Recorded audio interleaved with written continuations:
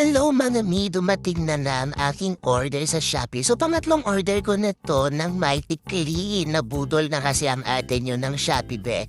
And then, 40 pesos lang siya sa 1 kilogram. Saan ka pa, diba? Ay nako, kung talagang mapapamura ka sa mahalin ng mga bilihin na yun dyan sa labas, ito talagang mapapamura ka ng literal. Kasi sobrang mura-mura niya. Sa 1 kilogram, 40 pesos lang siya. Diba? Tapos, alam niyo, mami, nagustuhan din to ng mama ko. Kasi mabula siya, tapos mabango na din. Hindi na nga rin kami gumagamit ng Fabcon minsan. Kasi nga, naamoy mo pa rin siya kahit tuyo na. Pero kapag naglalaba kasi ako, binababad ko muna siya ng 30 minutes. And then, 50 to 30 minutes siya ako siya i-spin. Sa low water level, nalagay ako ng 3 takal ng... Not sure kung 1/4 or 3/4 yung gamit kong caps, pero yun.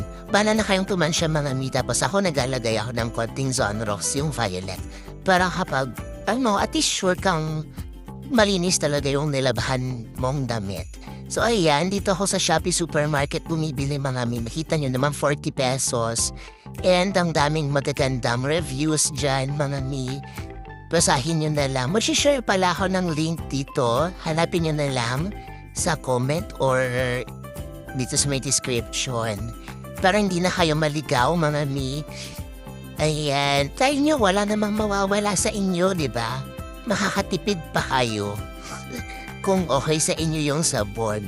So ayan, salamat ng marami sa panonood. And if gusto nyo pa ng maraming tipid-tipid tips, mag-comment lang kayo.